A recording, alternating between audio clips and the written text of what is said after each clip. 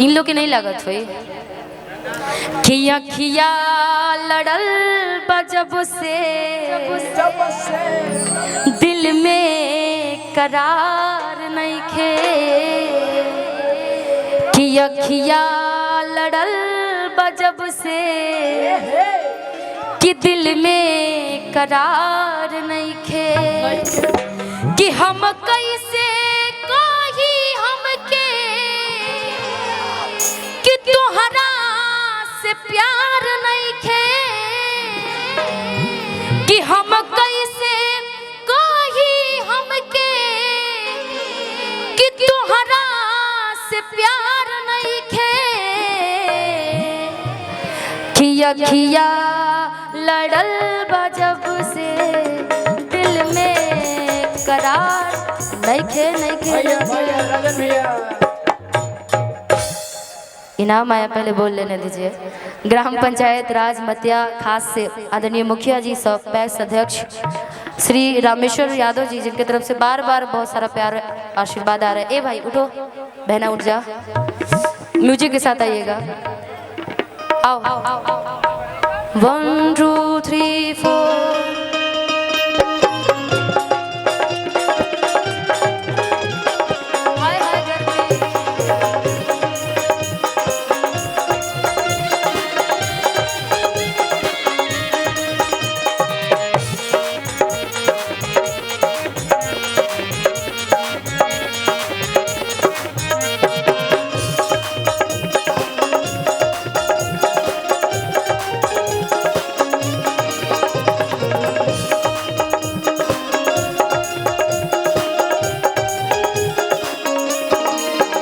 अखियाँ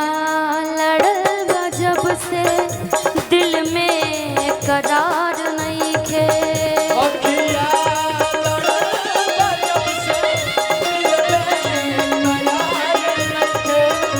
अखियाँ लड़ल गजब से दिल में करार नहीं खे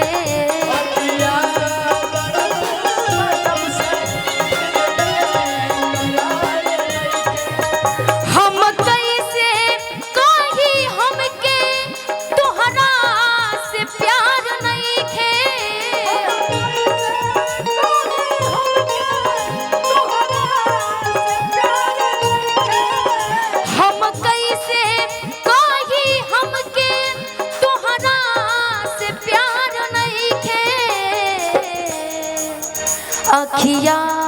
लड़ल बजब से दिल में करार नहीं खे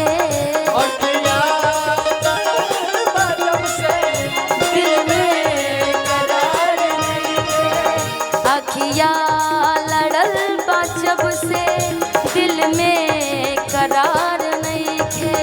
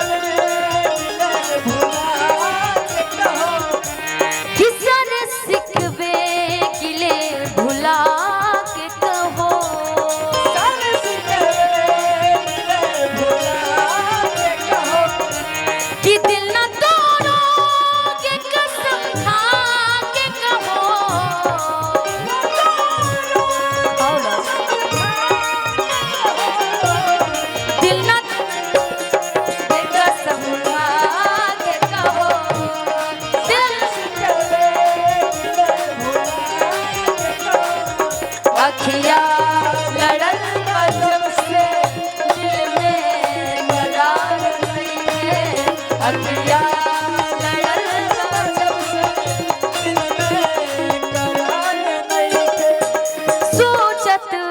रही तोहके जब से तुमको ये ब्रजेश जी देखे हैं ना, नींद चैन सब उड़ चुका है ना। हाँ, ज्योति म्यूजिक भी है भाई। सबका प्यार ऐसी चीज होती है भाई, एक बार यदि किसी से प्यार हो जाए तो ए मुस्कान जी देखो वो भी प्यार है। अच्छा दीवाने जी आपके कैमरे चला रहे हैं। ऐसे दीवाने नहीं देखे, पीछे देखिए आप लोग सभी लोग कैमरा चला रहे हैं। वाह, बेकार है बेकार। देखत रही ला तोहके तोहरे ला दिल धर के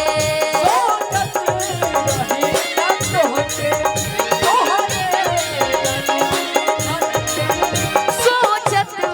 रही ला तोहके तोहरे ला दिल धर के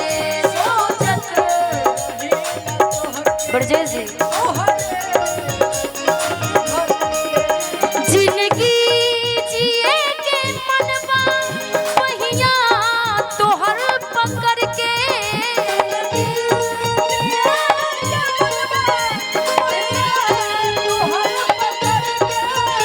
जिंदगी जिए के मनवा पहिया तोहर पकड़ के ऐसन बीमारी धैलस ऐसन बीमारी धैलस कवनो सुधार नइखे ऐसन बीमारी धैलस कवनो सुधार नइखे अखिया लड़ल बा जब से दिल में करार नइखे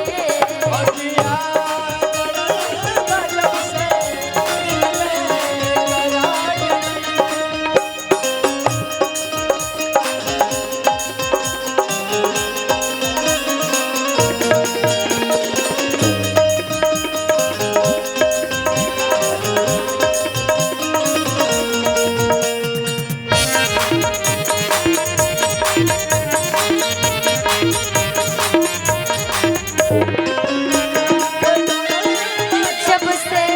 दिल में करार नइखे अखिया लड़ल बा जब से दिल में करार 1 2 3 अखिया लड़ल बा जब से दिल में करार नइखे अखिया